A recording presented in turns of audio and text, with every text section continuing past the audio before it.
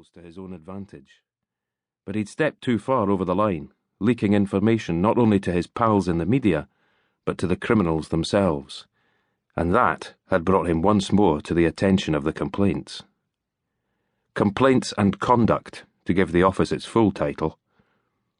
They were the cops who investigated other cops.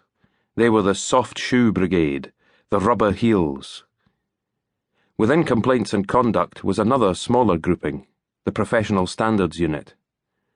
While Complaints and Conduct worked the meat and potatoes stuff, grievances about patrol cars parked in disabled bays, or cop neighbours who played their music too loud, the PSU was sometimes referred to as the dark side. They sniffed out racism and corruption. They looked at bungs received and blind eyes turned. They were quiet and serious and determined, and had as much power as they needed in order to do the job. Fox and his team were PSU. Their office was on a different floor from Complaints and Conduct, and a quarter of the size. Heaton had been under surveillance for months. His home phone tapped, mobile phone records scrutinised, computer checked and checked again, all without his knowledge. He'd been tailed and photographed until Fox had known more about the man than his own wife did, right down to the lap dancer he'd been dating, and the son from a previous relationship. A lot of cops asked the complaints the same question. How can you do it? How can you spit on your own kind? These were officers you'd worked with, or might work with in future. These were, it was often said, the good guys. But that was the problem right there. What did it mean to be good? Fox had puzzled over that one himself, staring into the mirror behind the bar as he nursed another soft drink. It's us and them, Foxy. You need to cut corners sometimes or nothing ever gets done. Have you never done it yourself? Whiter than white, are you? The pure driven? Not the pure driven, no. Sometimes he felt swept along, swept into PSU without really wanting it, swept into relationships, and then out again not too long after. He'd opened his bedroom curtains this morning and stared at the snow, wondering about phoning in, saying he was stuck. But then a neighbour's car had crawled past, and the lie had melted away. He had come to work because that was what he did. He came to work and he investigated cops. Heaton was under suspension now, albeit on full pay.